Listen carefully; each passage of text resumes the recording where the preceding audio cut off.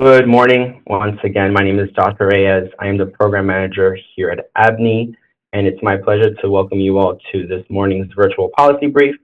With us, we have Louisa Chaffee from New York City Independent Budget Office, the director over there, and moderating today's conversation, we have Evelyn Pope.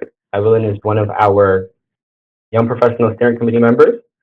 Evelyn is a senior government relations associate with CMW Strategies.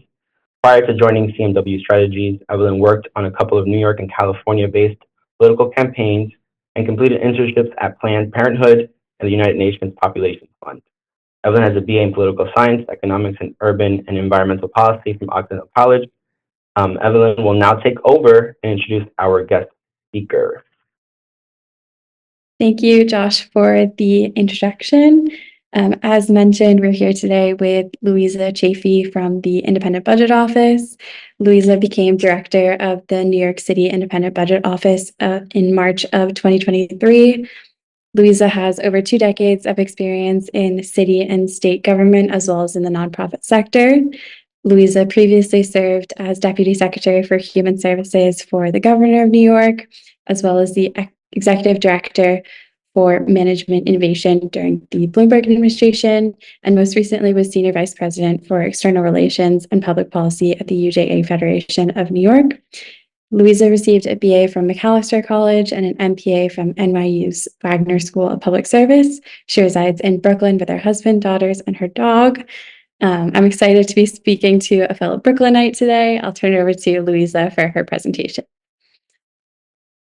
Thank you, Evelyn, for that lovely introduction. And I just want to say my dog today is really sad because she couldn't run around in the heat. But she does get air conditioning, lucky dog.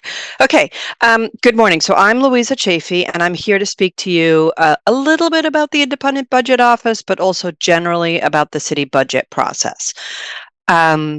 The New York City Independent Budget Office is, as the name would say, independent of all other city agencies. It was created by the city charter, and its job, in other words, it was voted in by the voters in the 1989 charter revision. The job of the independent, or the mission of the Independent Budget Office, is to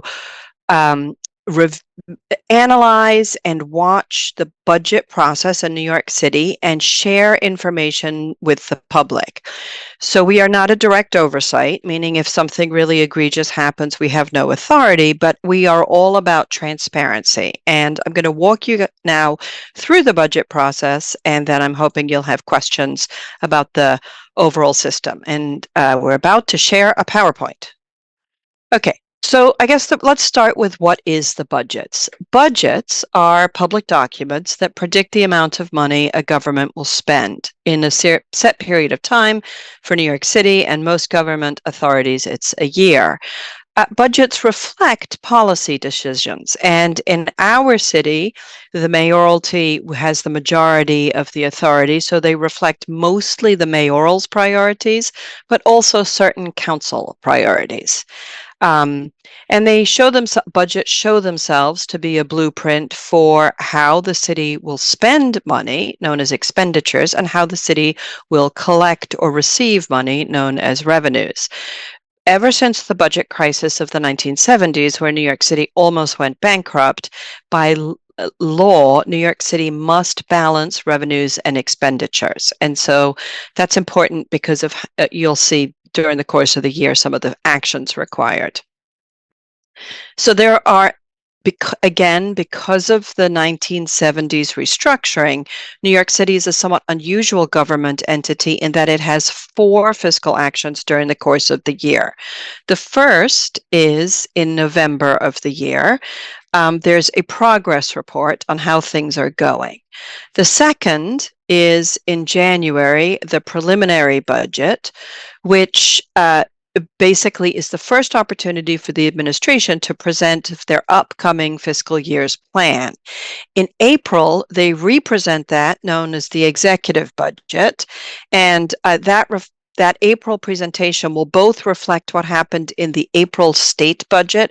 The New York State's budget is required to be completed April 1, and also may adjust for revenues depending on what happened during the income tax season. And then in June, that fiscal year's budget is adopted. So this means that during the course of the year, there's pretty much steady budget action, unlike other governments. Oh, there we are. All the bells and whistles that just explained everything I said. Okay, so who is part of the budget? In other words, who are the primary actors? The first entity representing the administration is the Office of Management and Budget. The Office of Management and Budget is, as their name would say, the office charged with creating and managing the budget. And they are they both track all the revenues and expenditures, and they are mandated by the city charter, and they are an agency with a great deal of authority. So often they're interchangeably used with the mayoralty, as many of the processes are administered and executed by them. The city council, so separate from the mayoralty, led obviously by the speaker, negotiates with the mayor and approves the budget. They also hold hearings. They may be scrutinizing, and they're certainly understanding the financial plan throughout the course of the year. The controller, a separate citywide elected official, oversees a limited series of functions, and one of those is auditing. And as such, the controller audits the actual spending and compiles an annual report somewhat after the end of the fiscal year, which shows what actually happened during the year. The Financial Control Board is an entity left over from the 1970s near bankruptcy, created when the state passed legislation basically to save the city. And as the name would say, it has financial control. In fact, because the city is so far emerged from its near crisis, the FCB, as it's known, has limited oversight, but could step in should circumstances become fiscally grave. And lastly, there's the Independent Budget Office, that's us, and we are created to as I said, to analyze the budget and policy decisions and to give transparency to the process. So let's talk about their ways for budget input. There are opportunities throughout the year at city council hearings to either give input on what has happened to date or what might happen. So as we said, the city council holds hearings after each of these November, January, and April actions. And for example, this year, with budget cuts proposed, there's a great deal of both activity led by city council, lobbying the city council, and through the media to push back on some of the financial restructuring choices the administration is suggesting. So you might, there's also a critical player in the advocacy or input into the budget is the public advocate. A public advocate, citywide elected official, and while that office has no direct policy input, there is great political power, and often topics that the advocate champions and leads become incorporated into either the budget process and or broader legislation. Obviously, the mayoralty is a major part of budget inputs in that they draft and manage the budget. I think we also need to flag that community boards have input. So during the January and February process, the community boards are giving feedback on what was presented. And in March, the borough presidents, so each borough has a president, send their proposals to how they would like for the upcoming year the budget to reflect their values. Okay, now let's talk about the fiscal 2024 budget. That's an easy to read chart for all of you. So the budget is $116 billion. Again, because there are multiple actions during the year, the budget may be adjusted up and down. The largest source of revenues are taxes, and those are property taxes and other taxes.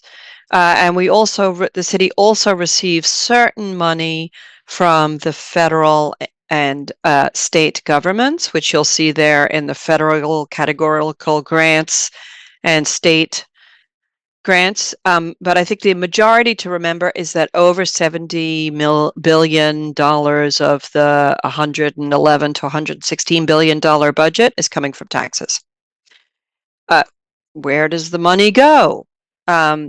So it's an interesting way to look at it, because I think most people who think about the city think about by city agencies, but it's also possible to think about what are we spending our money on in big buckets.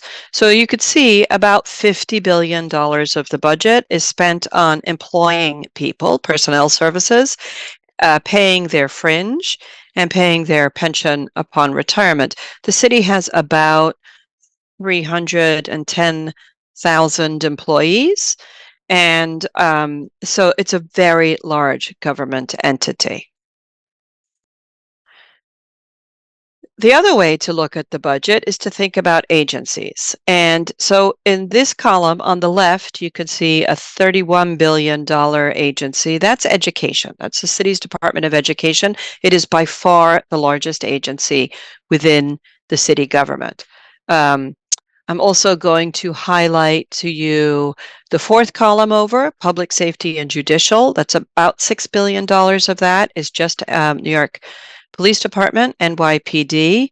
And perhaps also of interest are much smaller agencies. So, for example, the libraries receive from the city $472 million. It's all the way to the right, although the libraries also have other revenue sources, so that's not their entire budget. But this really gives, I think, a sense of scale of overall where is the money going. So we are nonpartisan, and our mission is to, in alignment with these other budget cycles, bring transparency to the process. How do we do that? The first is we publish regular reports where we both forecast how the economy is doing independently. We look at revenues, so the taxes and other areas of monies coming in, based both on independent sources and city government data, which we have access to. And we report on the expenses. So every time the administration is putting forward a budget plan, November, January, and April, the IBO is also publishing what we refer to as charter mandated reports. And those are used pretty extensively by the city council and other advocates and experts really focused on the minutia of city government processes. We do those 3 reports a year. We also do about 60 other reports a year, and those are based on requests. So anyone in New York City can ask the IBO to do work. Many of our requests come from city council, community boards, nonprofit leadership, real estate leadership, other advocates in the community, but as we said, anyone can ask. Oh, and the media asks us a great deal of information all the time. We also sometimes do our own independent research questions. So we may say issues that we believe to be relevant and that will help move the public policy conversation forward. How do we do this? Well, first of all, we have an awesome team, and we also have all kinds of publications. I will say our team is awesome. Our website will soon be awesome. It's currently state-of-the-art 1992. So think of it as excellent given its era, but it's sort of like we're driving a Model T here. You can sign up, however, to get updates. You can refer to various documentation that we have, for example, understanding the budget. You can follow us on social. We have dashboards. We present on historic spending. We also have a fun project, which we've been calling Budget Options. They're really ideas as to what the government might do if they didn't do what they are currently have in place. And that's pretty much the end of the presentation. So are there any questions? I believe that they should be put in the chat. But Evelyn, you're going to, hold on, let's take down the screen.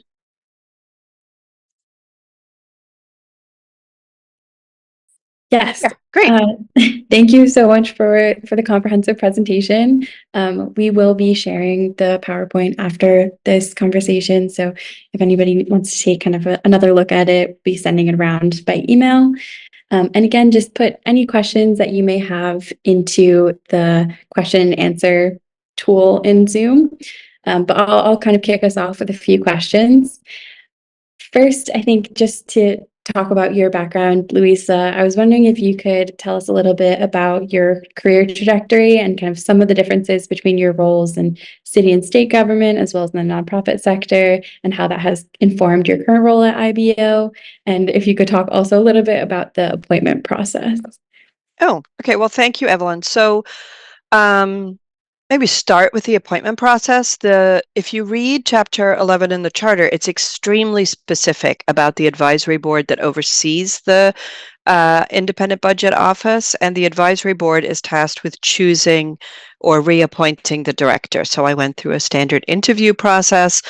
I am not an economist, but I am a government expert, and the previous or the traditionally the leadership of this agency has been economists, and I think the board made the decision to have that the economic skill set at the IBO was really strong, and that an operational perspective would assist. So what do I mean by operations? It's basically how do the wheels of government turn. In reading my bio so kindly, you mentioned 15 years of government experience. I think that points to the fact that I'm no longer 24 or 34, and the benefit of many years both in a city agency. I worked for the Administration of Children's Services.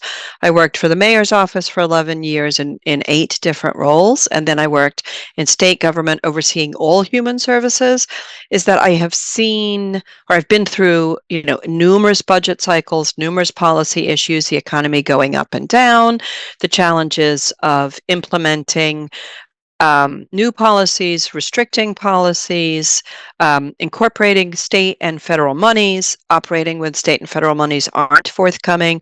So, the sort of the expertise gained from leading policy implementation over years. And then after I worked for state, I went to work for a private federation. So a philanthropic organization created 2 weeks before a similar federation of Catholic nonprofit agencies in 1917. And we used to laugh that we were 2 weeks older than Catholic Charities, but we weren't competing. The governor created both of these organizations, the idea being that there was great poverty and that there would be benefit and service provision if many nonprofits that were already providing services could be coordinated with each other. In effect, from early childhood to old age, if there were handoffs and knowledge and understanding, it would be better for clients. So that was a pretty innovative idea in 1917. Still is a really great way of providing services, both for government and for the private sector. And so it was an amazing opportunity to work for UJA Federation. They support about 54 nonprofits providing services all over the city to all kinds of New Yorkers. And I learned a great deal about how nonprofits really function, particularly in relationship to government funding, as the government sphere dominates human services. It funds about $6 billion worth of services every year, and it's a whole subset of complicated procurement and operational structures. Okay. That was a long answer to a short question. No, Any other? I guess one question that I have following your presentation and is if you could just kind of, I know like the city council and the controller and IBO all have a role in oversight and in monitoring on the city budget, and you kind of spoke specifically about the IBO's role, but I was wondering if you could talk about kind of how it is different from the city council's role and how, Sure, what resources IBO provides to so the city council actually approves the budget. They voted in. So they have enormous authority although they don't propose initiatives. They negotiate that initiatives get included, but the council is really a key partner in the negotiation process. So it's the mayoralty with more than the majority of the responsibility, and the council, the critical other partners. Those are really the two partners that make our budget process move forward. And so, for example, right now, we are in the budget negotiation process. The mayoralty has put, or the administration has put forward their proposal for the year that starts July 1, and the city council speaker and the many different parts of the city council through committees, etc., are negotiating exactly how all of this money is organized, and when it's approved, they will then vote. First have what's called the handshake, either good, and then they vote it all in. So the council is a critical partner in the actual part of moving the process forward. The controller does not have an official role in the actual budget creation, but the controller's role is sort of two-part. One, they audit, and so they make sure that money spent both by city agencies and the entire budget process is accurate. And two, the controller is charged with registering contracts. So about a quarter to a third of the city's budget is somehow buying stuff from other people. That might be bridges. All construction that you see is done by private company hired by the city. Also all human services. So everything from early childhood services to senior centers to adult literacy, many other after-school programs. There are over 200 programs that are administered throughout the city, some by means, some available to all. Those are all let. In other words, the city purchase the services from the open market, mostly nonprofits. It's a huge part of the process. The controller oversees that. So the controller is sort of watching how the money works. And then the IBO, if you will, is an independent entity that just observes the entire. So our job is really, we have no authority to start or stop.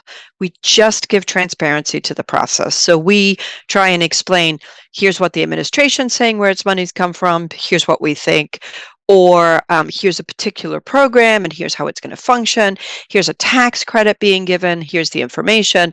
We're all about trying to give transparency to help move the policy conversation forward. Okay, thank you. And I think just diving a little bit deeper into transparency within the city budget. At the executive budget hearing in May, you testified about over budgeting and under budgeting. I was wondering if you could talk a little bit about those two practices. And I know the classic examples might be like under budgeting, police overtime, and over budgeting. This year, the big debate is asylum seeker costs.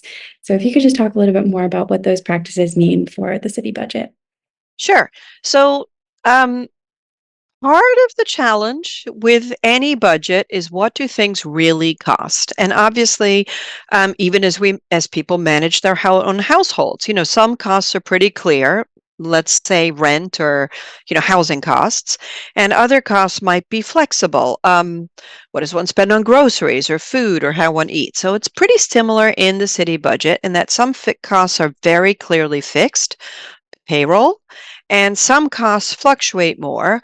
So we'll use the asylum seeker costs. So this year's been a really interesting budget year because it's going to be a long answer, but it's worth it. Hang in with me. Okay, in November, the administration, when they announced their November plan, said that there was a dramatic lessening of money, and thus the city was in a fiscal crisis. And the mayor used some language around asylum seekers, presenting challenges to the city. You guys can Google exactly what he said, and that the monies were way down, the costs were up, and there were going to have to be budget cuts to all of the agencies, known as Program to Eliminate the Gap, PEGS, which is like city speak for cuts. So at the same time that the administration had announced this dramatic lessening in both in monies in and thus the need to cut costs, the IBO, as we did our report, said, No, that's not what's happening. And in fact, the city council also studies the budget, and they also said that's not what's happening. And we realized that the administration had not updated their revenue forecast and revenue expenditures in such a way that they were reflecting what was really coming into coffers.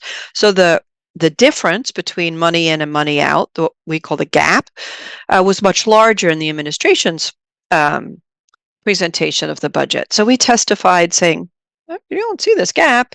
Furthermore, the largest costs that were unanticipated last July or unanticipated at the scale, the asylum seeker costs, we don't believe are going to cost what the administration says. And we are looking at the number of asylum seekers arriving, the services being provided to the asylum seekers, in other words, what the city is paying, how the city is structuring that, and when people are leaving the system. Makes sense. People in, what do they receive? When they leave, what is it costing?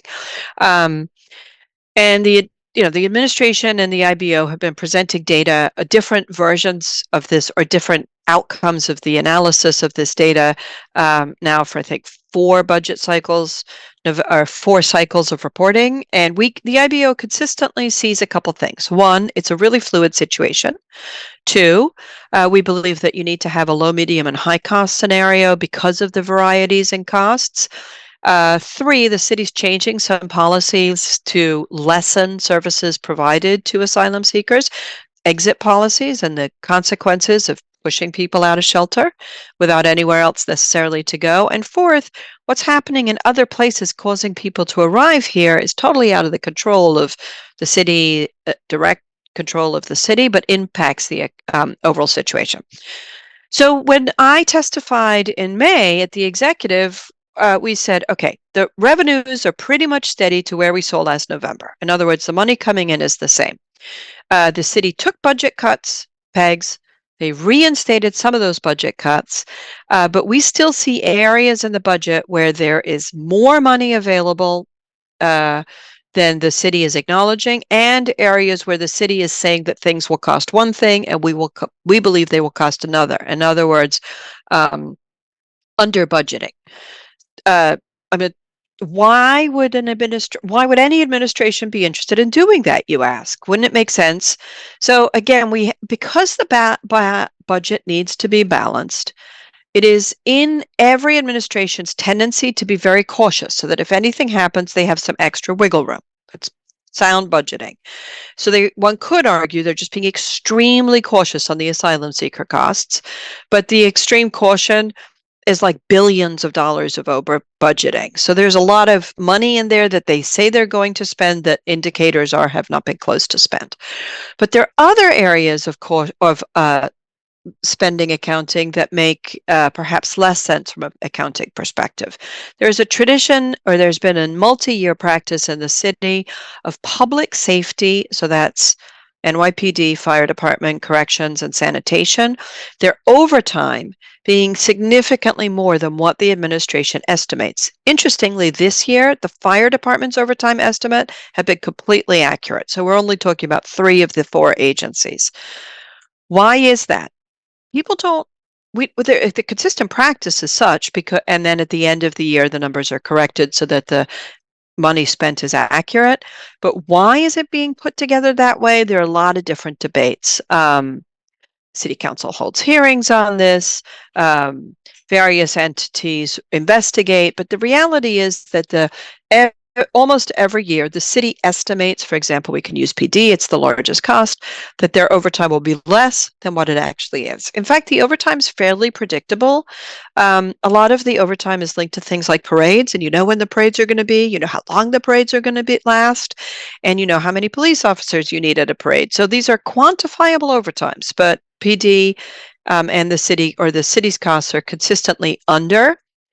There are a couple other programs where there are these undercosts, and IBO, and a series of other organizations that watch the budget are really concerned about this practice, not just because accuracy in budgeting is something we should all strive for, but also because the amount of money that the under or overestimating involves are billions of dollars. And even though our budget is somewhere between 111 and 116 billion, when there is, for example, an $800 million fluctuation in what a cost is estimated to should be, that's an enormous amount of money. And it's a risk that the city might not have that additional money. And if it does have the money, it should be transparent with the public and the city council and acknowledge it has that money, not,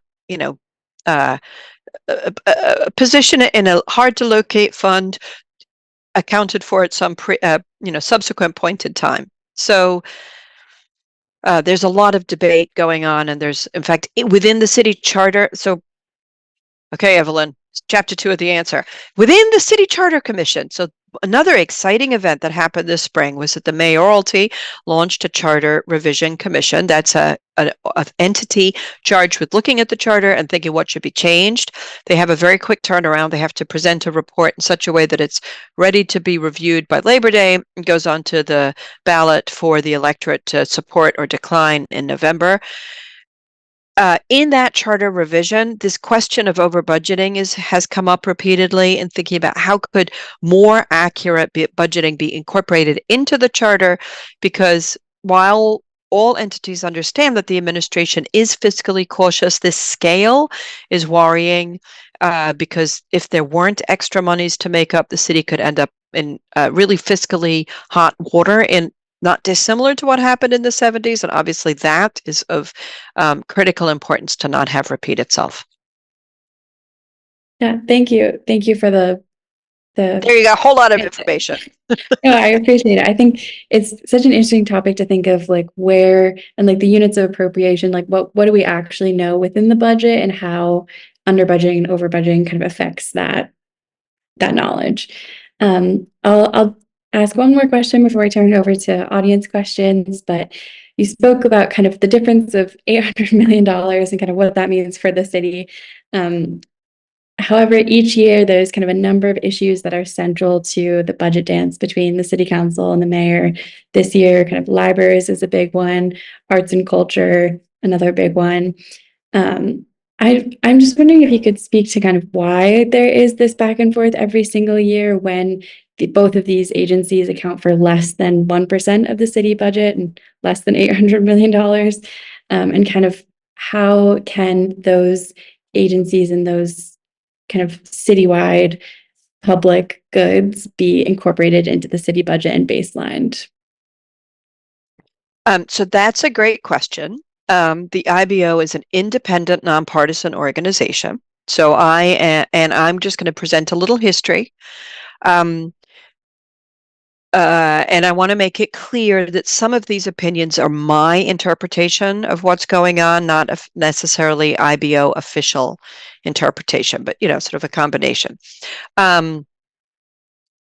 During the 8 years prior to Mayor Adams being elected, the de Blasio administration, while there were fiscally challenging times, particularly around COVID, there was also almost immediately federal monies to support New York City and every other jurisdiction suffering from COVID responses. So the de Blasio administration did not have a downturn in the economy that the city itself had to right-size by lessening expenditures as revenues lessened.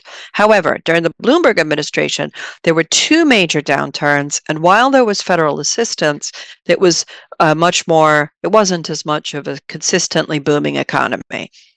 And so having worked in the Bloomberg administration, I'm going to talk a little bit about what happened then. And that was that there were the necessity to do budget cuts because the economy had turned down both after 9/11 and after the 2008 Great Recession. And in the process of budget cuts, for public libraries apparently are always front and center. And people come out and protest. They love their libraries. Libraries are anchors of community, are critical to support on many levels. And there's normally a great deal of activity there was a great deal of activity to advocate to reinstate the monies to the libraries, and the monies would be reinstated. Now, an observer, a neutral observer, might think that's a whole lot of action over here, and pay attention to what's happening over here, because something else is happening that maybe the public, the public's paying attention to the libraries. Here we are in the current era, and what's interesting about this administration is they have reinstated a small portion of the library's cuts, but they have not fully reinstated. But during the course of this spring, they have fully reinstated, or they have added money to other portions of the budget where cuts were going to be made based on last fall's cuts, the pegs that I mentioned. And so I would say that the advocacy going on right now at the council may well be focused on the libraries and reinstating some of the monies that had been, the additional monies that had been cut.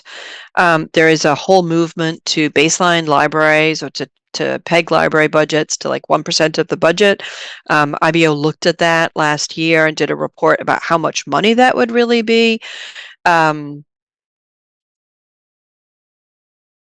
I'm going to come back to the beginning. Budgets reflect policy priorities. This is if a administration is consistently cutting an area, it speaks to their budget priorities. And everyone in the public has the ability to call 311, to write to their elected official, to go to community boards, to speak up at city council hearings, to submit testimony, to exert their part of democracy as to what they think is great and what they think should be shifted.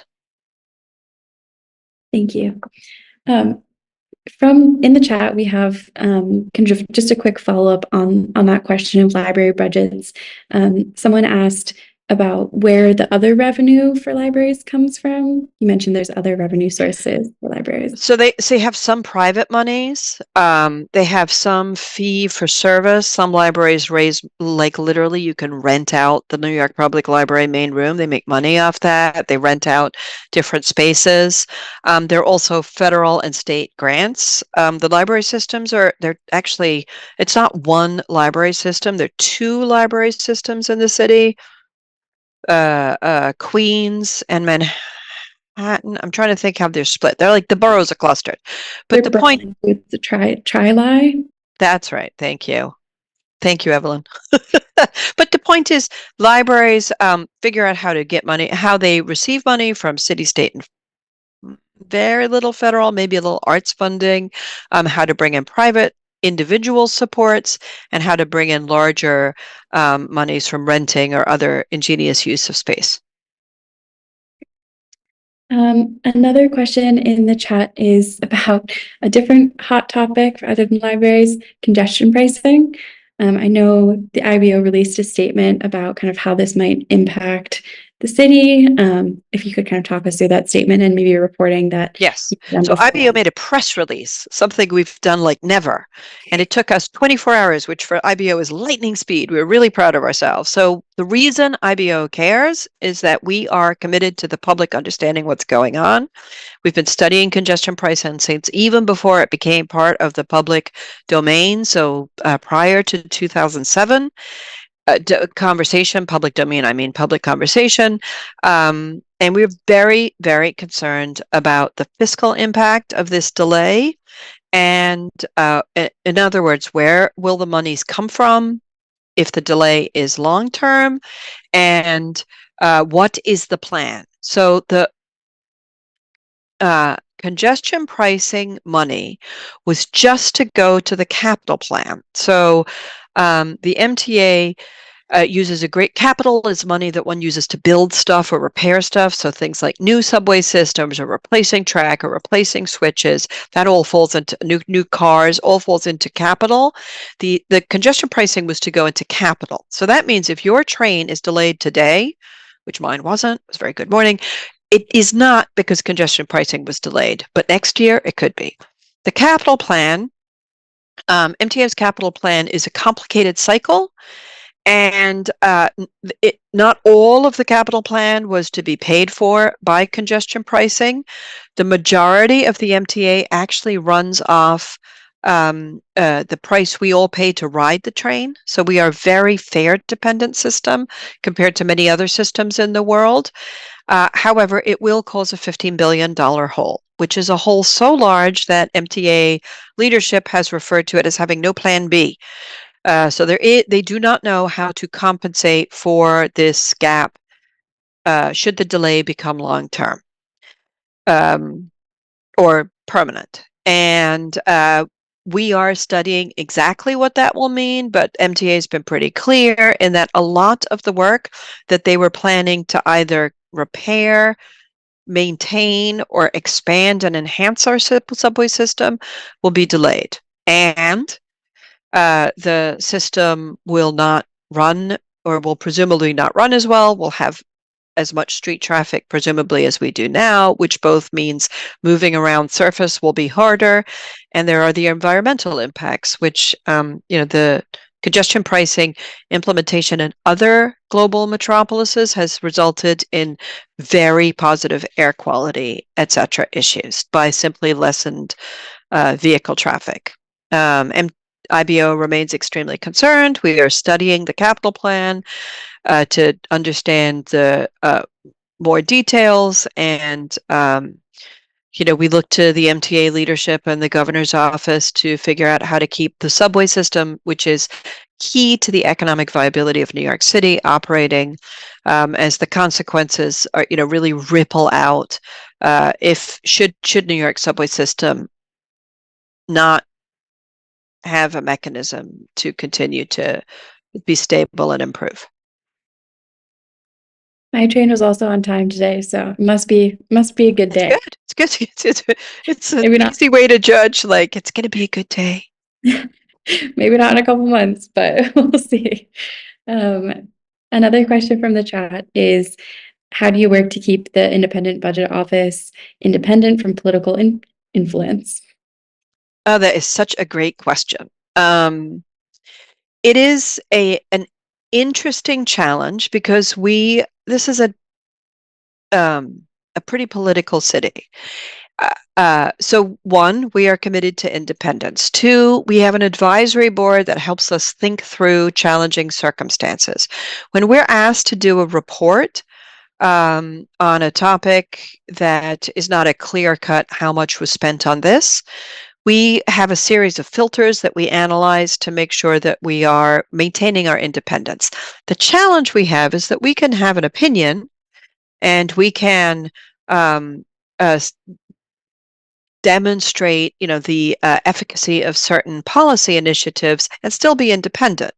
What we strive to be is not adhere to any single elected official's policy platform or policy priorities, but rather to give New Yorkers transparency into what's going on across the board.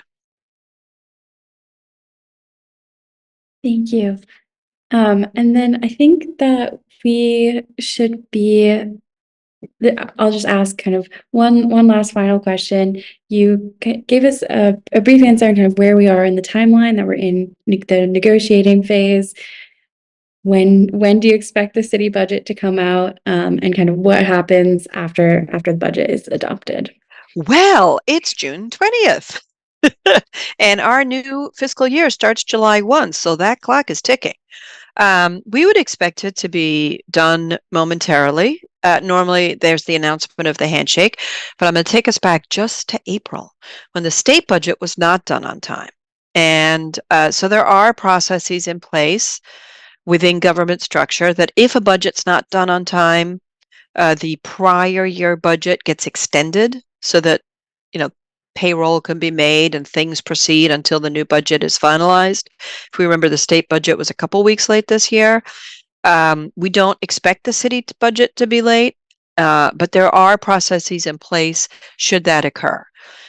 But they are really down to the wire. We imagine that, everyone's having a lovely time sipping tea and harmoniously talking with each other. And that, within a couple days, there'll be an announcement. Generally, their charter mandated dates within June by which it needs to be done, but it's basically kind of now. Well, I'm waiting with bated breath for It's going to this. be really interesting, right? It's a Yeah. fascinating thing. I mean, if you think about the totality of $100 billion, $111 billion, and all the money and choices that are embedded in there, it's really interesting to see how the government operates, what functions well, where choices are being made, in effect, who's thriving, who's going to be have less monies available, and challenges, communities that will feel positive and negative impact. It's all embedded in that document of table after table. So it's a really interesting thing to learn about. And I guess I'll close by saying New York City's government is the fourth largest. The budget of New York City is the fourth largest in the country. We are larger than most states' budgets. And the enormous range of services and positions and activities that the city is engaged with reflect the diversity of New York. And all of you have an amazing opportunity to learn more, to get engaged, to exert your presence as part of this democracy. And it was a huge honor this morning to speak to you, Evelyn. And I hope that you've all learned a little bit more about how this process works. Thank you. Thank you so much for your presentation. Thank you, IBO, for letting us have this time this morning. Thank you to all the YPs for joining us. Keep an eye out for future events from the ABNY YP network. And then I'll close by just giving one last plug to the IBO Twitter account. They post all of their reports and helpful information on there. So it's always an interesting thing when it comes up on my feed. But thank you all so much. I hope you have a great rest of your day. Thank you. Thank you, Evelyn. Thank you all.